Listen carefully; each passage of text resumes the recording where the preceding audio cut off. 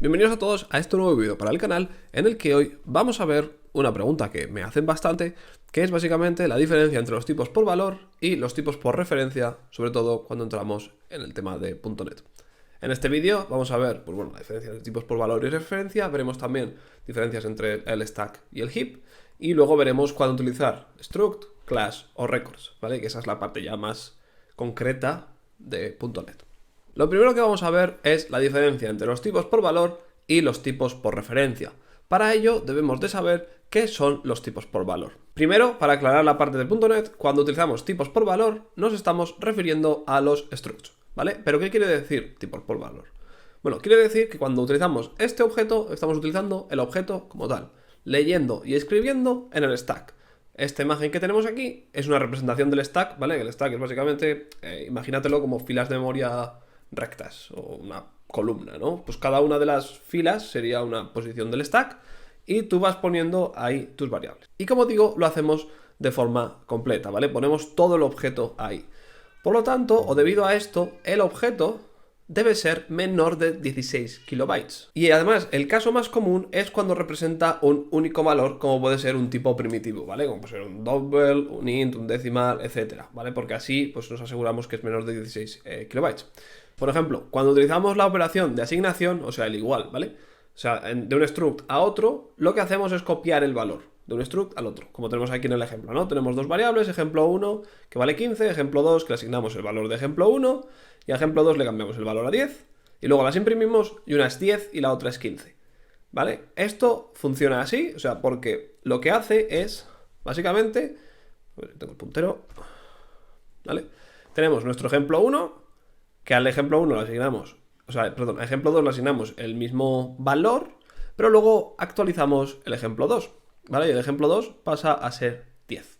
Estos son los tipos por valor que almacenamos en el stack, el objeto entero como tal. Y ahora pasamos a los tipos por referencia, los cuales funcionan un poquitín distinto. En C# o en .NET nos estamos refiriendo a las clases y desde C# 9 nos estamos también refiriendo a los records, ¿vale?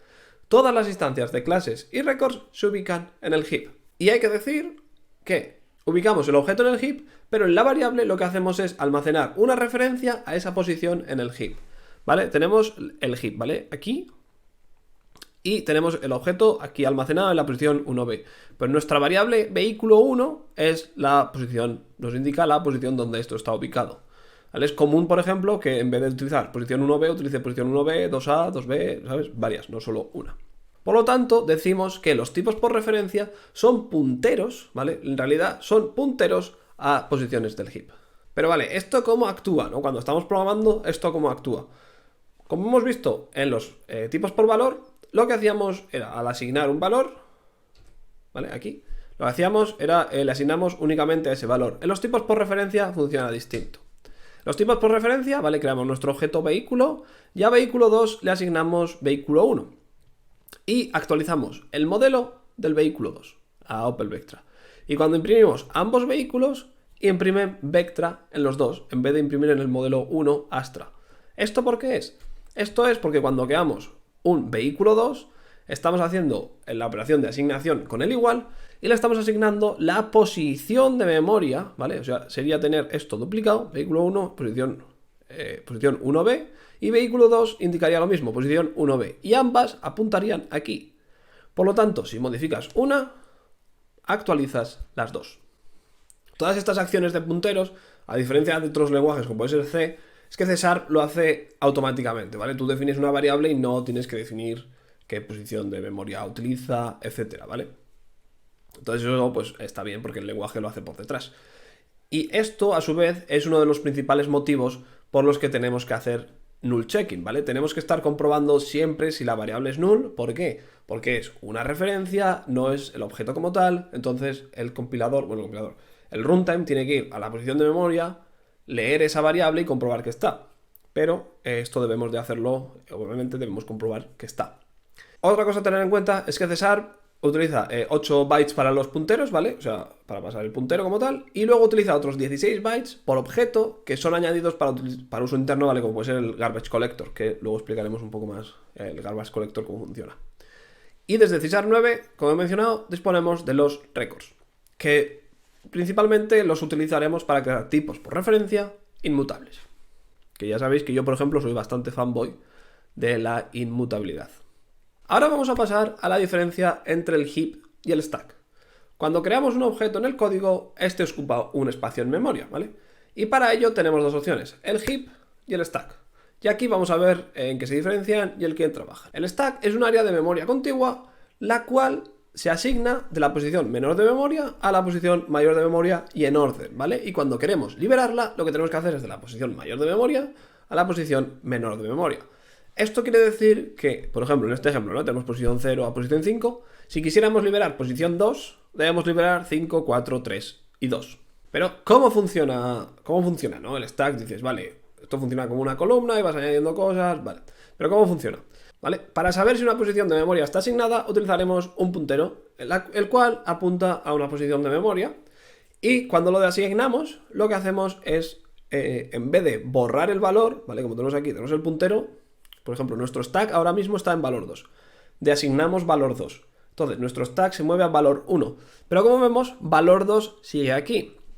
Si lo que hacemos es asignar un nuevo valor, lo que va a hacer es mover el puntero a la posición superior y sobreescribir el valor que esté ahí, ¿vale? No lo vacía o lo limpia o como lo quieras llamar. Esto tiene puntos muy favorables y es que es muy eficiente y funciona muy rápido y muy bien, por ejemplo, en funciones locales, ¿vale? O sea, todo lo que hacemos en una función local va al stack, ¿vale? Y cuando sales de la función, se limpia y se acabó. Como nota final, decir que en C# tenemos un límite de 16 bytes para los structs, ¿vale? Los que van al stack. Y esto es porque al ser pasados por valor, tenemos que asignar el valor entero, ¿vale? En este ejemplo está valor A, pero valor A no, los strings no van al stack. Así que, bueno, ya me habéis entendido, ¿vale? Es un ejemplo. Ponemos el ejemplo entero. Perdón, el objeto entero.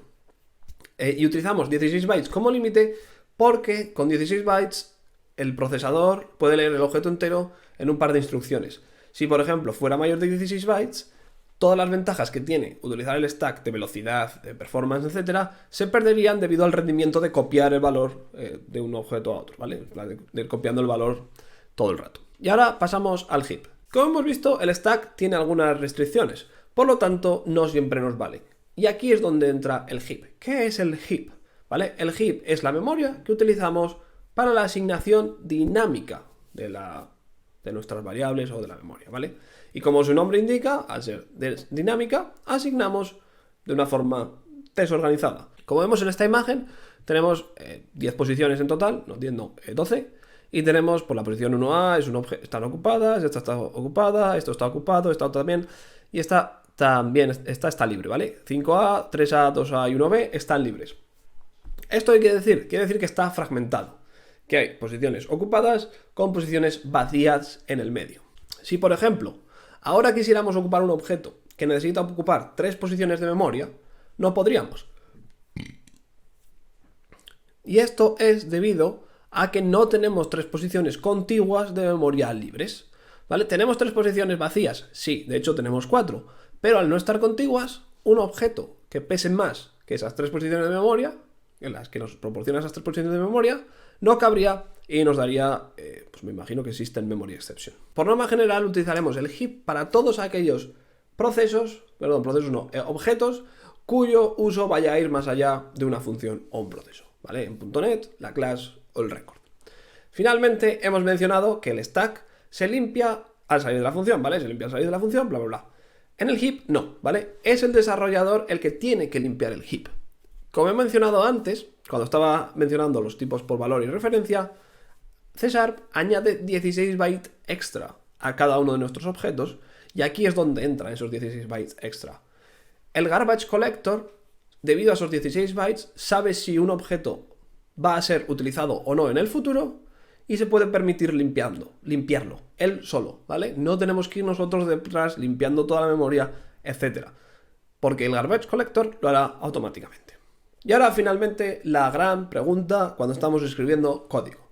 ¿Qué tipo de dato o data type debemos utilizar? ¿Struct, record o clase? Bueno, aquí hay mi forma de definirlo, ¿vale? Mi forma de definir cuándo debemos utilizar uno u otro es la siguiente.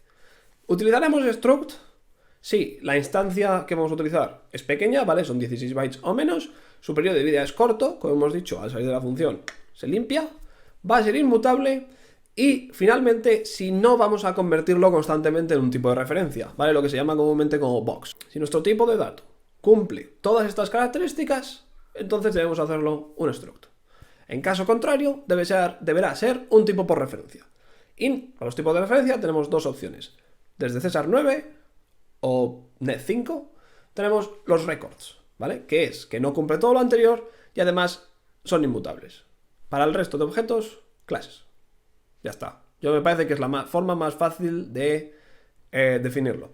Vale, hay un par de cosas más, ¿vale? Por ejemplo, el mejor uso, a mi parecer, para los records, o el ejemplo que mejor se ve, son los DTOs. Cuando haces un DTO, es algo que te llega, que tú no quieres modificar porque te llega, y eso lo quieres pues, ir pasando y procesado así. Entonces ahí tienes un record, un ejemplo perfecto de record, porque tiene que ser inmutable, porque te ha llegado desde fuera, etc. Y además hay algunas limitaciones más. Por ejemplo, los structs no admiten herencia, los records no implementan a-comparable, ¿vale? Entonces si tienes que hacer comparaciones y tal, o pues lo implementas tú o utilizas una clase, ¿vale? Esto ya depende de tus prioridades. Eso ha sido todo en este vídeo, espero que os haya gustado. Hoy hemos visto qué son las clases, cuáles son las diferencias entre tipos por valor, tipos por referencia. Hemos visto cómo funciona el stack y cómo funciona el heap, ¿vale? Y finalmente hemos visto en C# o en .NET cuándo utilizar struct, cuándo utilizar record y cuándo utilizar class. Y ya está. Si os ha gustado el vídeo, no olvides darle un buen like, suscribirte si no lo estás y compartirlo, que eso siempre ayuda un montón. Un saludo y adiós.